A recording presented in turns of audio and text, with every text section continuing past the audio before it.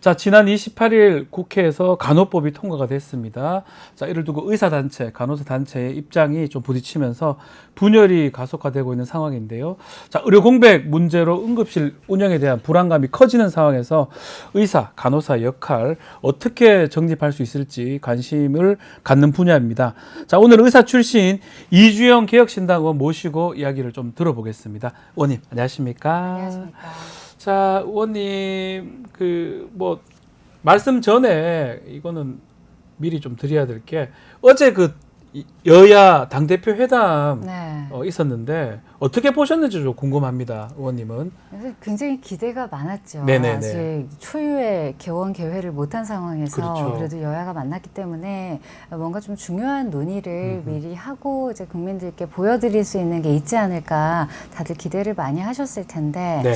사실 이재명 대표 같은 경우도 예전에 그 영수회담 때 우리가 경험했던 것처럼 본인이 할 말을 하기 위한 자리로 나왔구나 하는 생각이 좀 강하게 들었고 한동훈 대표 같은 경우도 이번에 전당대회 때 보여줬던 네. 뭔가 이슈를 던지는 것처럼은 보이지만 결론을 내거나 책임질 준비가 된 상태로 나왔다고 보기는 어려운, 그래서 사실 금투세 외에는 거의 현실적으로 우리가 성과를 봤다고 하기에는 어려운 결과고, 그리고 말로만 노력하겠다, 무슨 기구를 구성하겠다, 이건 사실 다 미룬 거거든요. 네, 그런 부분은 좀 아쉬웠다? 들었습니다. 예, 알겠습니다. 점수를 줄 수도 있을까요? 점수는 저는 66점. 66점?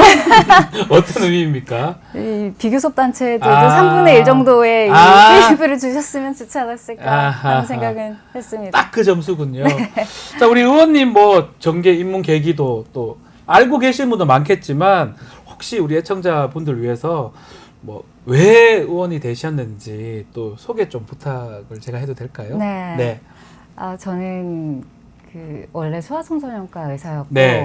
지역에 있는 소아 전문 응급센터에서 한 10년 정도 일을 했습니다. 그런데 한 2, 3년 전부터 응급의료 상황이 매우 빠르게 안 좋아지면서 제가 1월까지 근무를 하고 사직을 하게 될 수밖에 없는, 주변에서 제 동료들이 거의 다 이탈을 할 수밖에 없는 상황이었기 때문에 네. 그 팀이 돌아가지 않아서 그만두게 됐고, 그 이후에 이제 총선 앞두고 정치 입문 제의를 받아서 우리나라 의료제도 정상화를 위해서 진료 외에도 또 다른 방식으로 기여를 할 수 있지 않을까 해서 들어왔는데, 그때 그 응급실의 와해를 지금은 너무 전국적으로 경험하고 있어서 그러니까요. 너무나 안타까운 마음입니다. 가장 심각한 게 사실 응급실 부분입니다. 네. 지금 매우 대통령은 괜찮다고 말씀은 하시지만, 글쎄요, 국민들이 느끼기에는 조금 많이 힘들어 보이는 상황인데, 일단은 이번에 좀 질문 드려야 될 게 간호법 얘기입니다. 네. 통과된 간호법, 네. 어떤 골자를 내용으로 하고 있습니까? 이게 지금 21대 때 발의됐던 간호법과 그렇죠. 이번에 나온 간호법에 약간의 차이가 있는데, 있나요? 네. 간호사들이 업무를 할 수 있는 지역적인 혹은 그 장소에 대한 것은 약간 축소가 된 경향은 있습니다만 굉장히 기술이 모호하게 되어 있고요. 다만 가장 중요한 것은 PA법이라고 이야기할 수 있는 전담 간호사 관련 법안인데 이것이 최대 쟁점이었고 아마도 이번에 이렇게 급하게 추진되었던 가장 중요한 내용이기도 할 겁니다. 네, 지금 사실은 본회의에서 재석 의원 중에 두 분만 반대를 했습니다. 개혁신당의 이준석 의원하고 우리 이주영 의원님 두 분 반대를 했는데, 지금 응급실 또 부족하다, 의사들 PA 간호사가 좀 대체해야 되는 거 아니냐 이런 얘기도 있는 상황인데 반대한 이유는 뭔지 궁금합니다. 저는 이게 사회적인 상황 때문에 급조하는 법은 언제나 큰 부작용을 장기적으로 유발한다고 생각을 하는데요. 간호법이 진정한 간호법이 되려면 간호사들을 위한 법이어야 하고 간호사들의 권익을 증진시키기 위한 법이어야 한다고 생각합니다.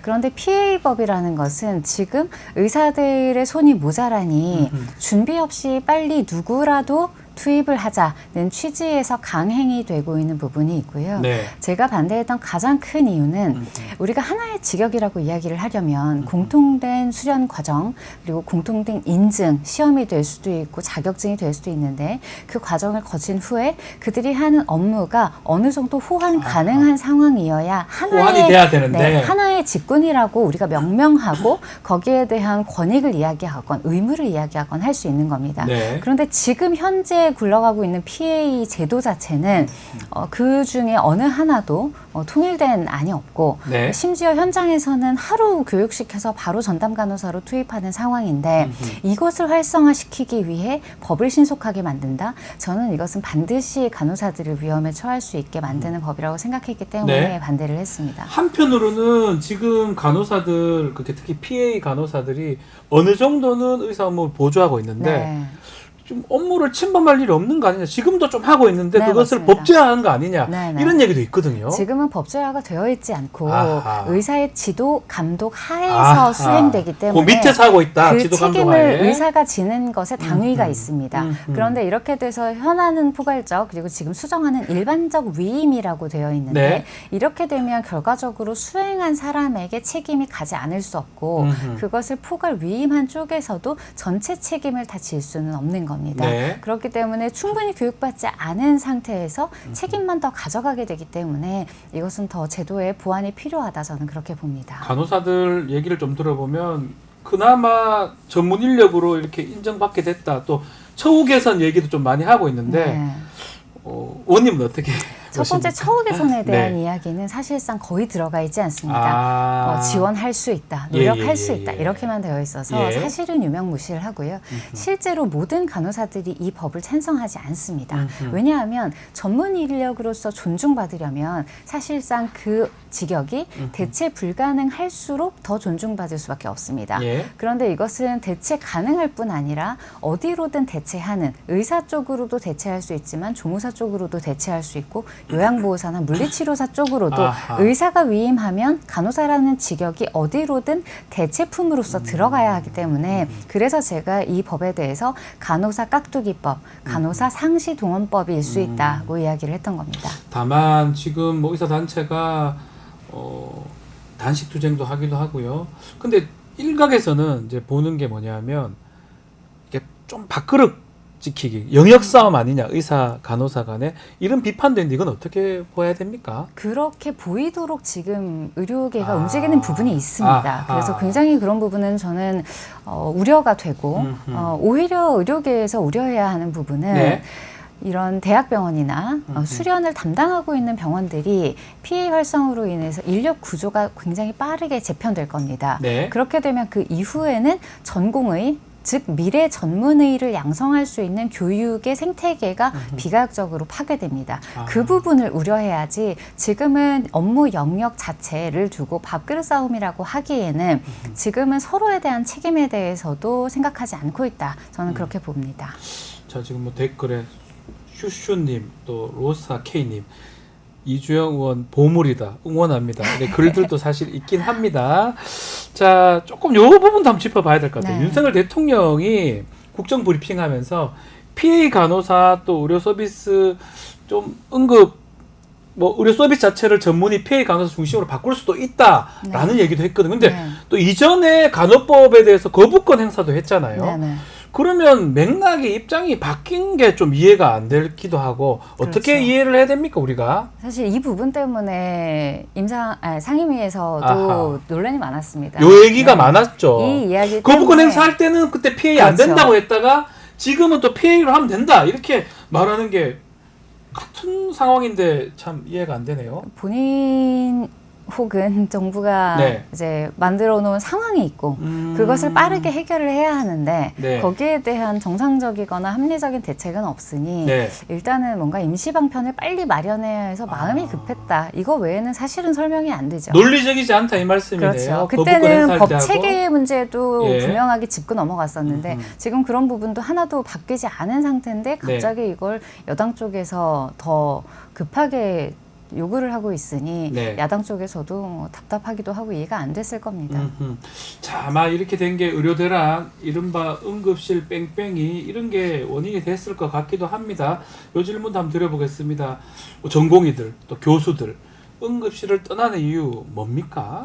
전공의들이 떠나는 이유와 네. 교수들이 떠나는 이유는 완전히 다른. 다릅니까? 전공의하고 교수님이 떠나는 거 다르다. 네, 예. 전공의들은 기본적으로 사실 뭐 최근 한 2, 3년 안에 네.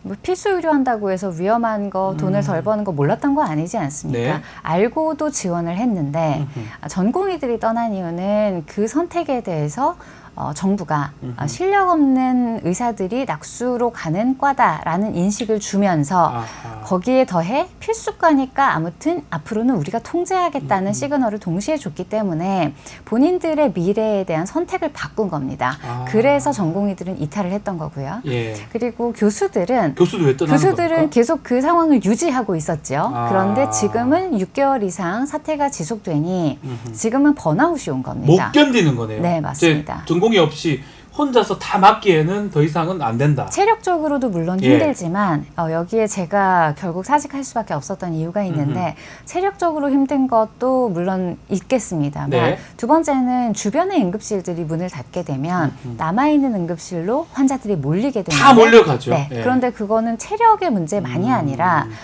법적인 리스크가 몰리는 것이기도 합니다. 왜냐하면 그 능력이 안 되는데 환자를 다 받았다가 문제가 생기면 그 책임은 네. 의사가 져야 되니까요. 네, 맞습니다. 그런 것들이 결국은 교수님들의 이탈까지 우리 네. 현장의 이탈까지 일어나는 이유가 될 것 같은데 그래서 아마 응급의료 소생 패키지 법안 우리 의원님이 발의하신 법안이거든요. 그러니까 그 연장선상에서 아마 발의하신 걸로 보이는데 이 법안 어떤 법안인지 말씀을 좀 해주시면 좋을 것 같습니다. 지금 응급의료를 하고 싶은 사람들이 네. 원하는 건 딱 두 가지입니다. 나의 개인적인 삶을 유지할 수 있는 환경, 네. 그리고 두 번째는 응급 상황임을 충분히 고려한 법적인 안전망입니다. 네. 지금은 어떠한 응급 상황에서도 결과 자체로만 판결이 나오는 경향이 있기 때문에 거기에 대해서 응급실의 업무라는 것은 정말 이 소방관이 불을 끄는 것과 비슷하게 그렇죠. 비유할 수가 있거든요. 아하. 그런데 그때 실시간으로 설명이 어느 정도 미흡했다. 뭐 혹은 이때 다른 선택을 했으면 더 좋았지 않았겠느냐. 이런 결과론적인 판결이 자꾸 나오다 보니 내가 여기까지 책임을 질 수는 없다는 네. 것이 하나가 있고 두 번째는 나라도 저렇게 선택을 하고 처치를 했을 텐데 네. 저 모든 것이 나의 일일 수 있다는 아하. 위기감이 공감대로서 형성이 된 것이죠. 그래서 제가 발의한 것은 이 응급 상황에서는 형사를 적어도 면책하자는 법 그리고 지금은 이송을 받지 않았을 때 그 책임을 의사가 모두 지게 되어 있는데 네. 대부분의 경우는 이송 거부가 아니라 수용 불가여서 그렇죠, 불가니까. 네, 시간을 지키기 위해 받지 못하고 다른 곳으로 가라고 이야기하는 곳이기 때문에 적어도 거기에 대해서는 합리적으로 그리고 용감하게 받고 있는 상황임을 신뢰하면서 받지 못하는 것에 대해서 법적인 책임을 묻지는 않겠다는 취지의 법안입니다. 보면 좀 응급 의료진한테 그나마 좀 도움을 줄 수 있는 네. 형사 책임도 좀 면책해주고 또 이송 안 받는 거로 보지 말아 달라. 네, 그러니까 그런 맞습니다. 의미에서 좀 이렇게 응급하시는 분들이 좀 더 좀 할 수 있도록 할 수 있는 그런 법안이 아닌가 생각이 드는데 자 이렇게 문제가 되는 게 의대 증원 때문에 그런 것 같아요. 네, 내년도는 그렇죠. 지금 확정이 된 상황인데 의대 증원했던 현 정부에서 네. 어떤 입장을 갖고 계십니까? 저는 기본적으로 증언이 예. 됐건 감언이 됐건 네. 이게 근거가 무엇이고 목적이 무엇이냐가 중요하다고 생각합니다. 그런데 근거에 대해서는 기본적으로 교육을 할 수 있는 역량이라는 것이 있는데 그것을 고려하지 않고 행정적으로 명령하면 현장에서 실현될 것이다. 이런 형태로 접근했던 것이 굉장히 패착이었다고 생각을 하고 그리고 목적에 대해서도 만일 지역의료, 공공의료를 확충하기 위한 목적이었다면 거기에 구체화된 정부의 진정성이 있었어야 합니다. 그런데 지금 우리나라는 공공의료나 지역의료에 국가가 사실상 기여하는 바가 거의 없는 상황에서 민간에서 양성해내는 의사 수를 어떻게든 늘리면 그들이 낙수로서 지역이나 공공의료에 투신할 것이다. 그런 이렇게 했기 때문에 가정하에서 한 네, 거겠죠. 한 거라고 보이기 근데 가능한 때문에 얘기입니까 그게? 가능하지가 않죠. 그렇죠. 네. 딴 데로 가겠죠. 이미 소아과의 영역도 10년 전과 비교해 보면 우리 이주영님이 소아 청소년과 네, 제가 소아 계셨으니까. 청소년과고 예. 제가 레지던트 때는 아이들 훨씬 많았고요. 2배 이상 많았습니다. 네. 소아청소년과 의사는 지금의 절반밖에 안 됐습니다. 그런데 그때 없었던 문제가 지금 생기는 것이 과연 수를 늘려서 해결될 것이라고 보는가. 제 동기들도 지금 거의 70% 가까이 소아 진료를 안 합니다. 예. 저는 그걸 알기 때문에 늘리는 것으로는 의미가 없다고 생각을 하는 거죠. 좀 다른 방법으로 그러니까 수가를 바꾼다든지 필수 의료를 어떻게 하는 지역 의료를 어떻게 좀 살릴 수 있는 그런 방법을 택해야 되는데 단순한 뭐 2,000명 증원한다고 해가 이런 것들이 바로 해결되진 않을 것이다. 지역의료, 공공의료를 정말 살리려면 정부가 재정적인 그리고 법적인 정책적인 기여를 해야 합니다. 네. 그 논의가 빠져 있다는 것이 가장 문제입니다. 그렇군요. 문재인 정부 때도 뭐 400명, 500명 네. 증원하겠다 얘기했다가 거둬들인 걸로 알고 있는데 네네. 그때하고 지금하고는 차이가 있을까요? 그때는 예. 400명 때문에 전공의들이 목소리를 냈던 건 아닙니다. 그때는 학생을 모집하는 그리고 네. 선발하는 과정에서의 불합리가 있었고 그 당시에 뭐 단체의 추천이라던가 이런 것들이 너무 명시되어 있었기 때문에 거기에 대해서 공공의대를 운영하더라도 이런 형태로 카르텔이 형성되면 안 된다. 네. 이것이 더 컸는데 사실 언론의 비칙이나 아니면 여론 자체는 인원 때문에 반대한다고 오히려 많이 알려져서 좀 안타깝기도 했습니다. 대통령 브리핑에서 중증, 응급, 이 필수, 지역의료 수가를 개선하겠다, 대폭 개선하겠다. 요거 궁금한 게 현장 반응들이 궁금해요. 현장의 의사들은 박수치고 좋네요 이렇게 하는 겁니까? 아니면 고개를 갸우뚱거리는 겁니까? 어떻습니까? 이게 가장 진정성이 보이지 않는 부분입니다. 왜냐하면 이번에도 중증 응급 필수 지역 의료를 올렸는데 뭐 예를 들면 산부인과에서도 뭐 태아 수술 이런 뭐 1년에 전국에서 한 20-30건도 안 하는 이런 수가를 올립니다. 혹은 심폐소생술 수가도 60분 이상 심폐소생술을 했을 때의 수가를 올렸습니다. 60분 하는 경우가 있나요, 거의? 거의 없죠. 그렇죠. 성인의 경우에는 사실 해서는 안 되는 안 경우가 되는 더 거죠. 많습니다. 골든타임이라는 거 저도 네. 의료를 잘 모르지만 그런 게 있는가 네, 알고 오히려 있거든요. 이게 손상을 더 유발할 수 있는 예. 그런 영역이라 사실 잘 시행하지 않을 정도인데 그런 극단적인 것만 올려주고 이번에도 심지어 브리핑에서 뭐 원가의 95%까지 보전하겠다는 것을 굉장한 네. 혜택인 것처럼 이야기를 하는데 뭐 우리 1,000원짜리 음식을 뭐 950원에 팔게 해주겠다는 것이 네. 혜택이 될 수는 없지 않겠습니까? 살리기에는 너무나 부족하다. 이렇게 얘기를 해야 될 것 같습니다. 현장의 목소리하고 이 정부의 정책하고 차이점이 많이 있는 것 같은데 자 그렇다면 현 정부의 의료 정책의 가장 큰 문제점 뭐 현역 의사이기도 하고 현역 의원이기도 하시니까요. 어떤 게 있을까요? 우리가 권리가 있으면 네. 의무가 있어야 하고 네. 통제를 하려면 거기에 기여를 해야 합니다. 정부는 그걸 하고 있지 않다고 저는 생각합니다. 네. 현재 민간이 거의 양성하고 운영하고 책임지고 비용을 대는 의료에 대해서 정부가 공공 영역과 지역 의료를 확충하겠다고 하면서 지금 공공의료원의 적자에 대한 질타를 하는 것 예. 그리고 그 운영을 방만하게 하는 것 자체가 저는 의지를 아직 보여주고 있지 않은 상황이라고 생각하고 그리고 특정 영역의 전문가들 의료계뿐만이 아닙니다. 네. 이공계도 마찬가지고 그 외에 많은 전문 직종에 대해서 통제 일변도의 정책으로 밀어붙이면 굴복하겠지. 이번에 사실 뭐 많이 논란이 됐던 6개월만 버티면 이긴다. 이런 현실 인식과 전문 집단에 대한 동의를 구하고 또 협조를 구하고 그래서 발전적인 방향으로 함께 나가자는 것이 아니라 우리 손 안에 쥐고 통제하겠다는 태도를 버리지 않으면 의료계뿐만 아니라 이런 문제는 앞으로 다른 영역에서도 계속 반복돼서 발생할 거다. 저는 그 점이 가장 걱정스럽습니다. 제가 청문회 때 한번 봤던 기억이 나는데 의료 교육이 가능합니까 내년에? 왜냐하면 제가 알기로는 유급이 다 된 걸로 알고 있거든요. 네. 거의 대학 의과대 유급하면 내년에 더 많이 뽑으면 네, 엄청난 많은 수가 지금 1학년으로 들어오잖아요.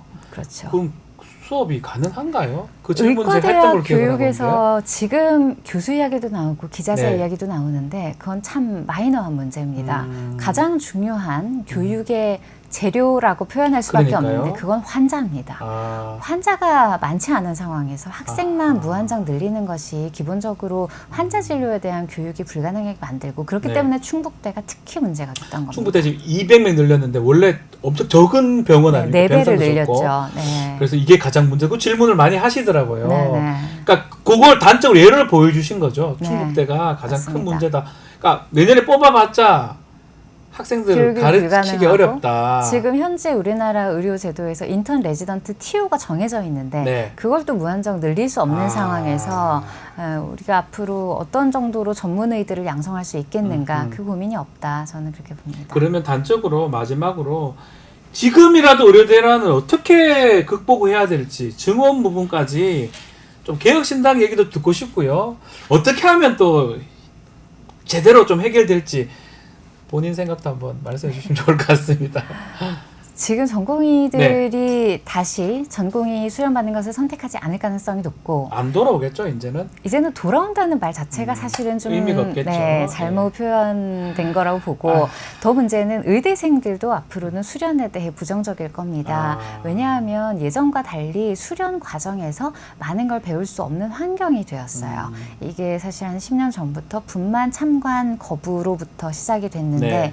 레지던트 과정을 밟는다고 해서 내가 전문의를 따는 즉시 더 좋은 질의 의사로서 활동하기가 예전에 비해 어려워진 겁니다. 네. 그래서 그런 방식으로 수련 환경이 악화되면서 전문의를 밟는 것, 전문의가 되는 것의 가치 자체가 예전에 비해서 많이 떨어졌는데 그것에 대한 가치를 더 불러일으키려면 적어도 전문의들이 그 영역에서 소신껏 용기 있게 일할 때 어떤 의료건 나쁜 결과는 발생할 수 있거든요. 네. 왜냐하면 그 치료를 하지 않으면 반드시 나쁠 것을 덜 나쁘게 하기 그러니까요. 위한 것이 그게 의료이기 의료잖아요. 때문에 네. 그 결과론적인 판결이 지속되는 한 저는 바이탈과의 부활은 쉽지 않을 거다 이렇게 보는데 그러려면 정부 차원에서 국회 차원에서 이것을 법적으로 보호하기 위한 장치가 반드시 있어야 합니다. 그렇기 때문에 제가 1호 법안으로 냈던 것이고요. 그 소생 네. 법안. 두 번째는 이 의료가 지속 가능하려면 적어도 수술하는 의사들이나 중환자실에서 근무하는 의사들이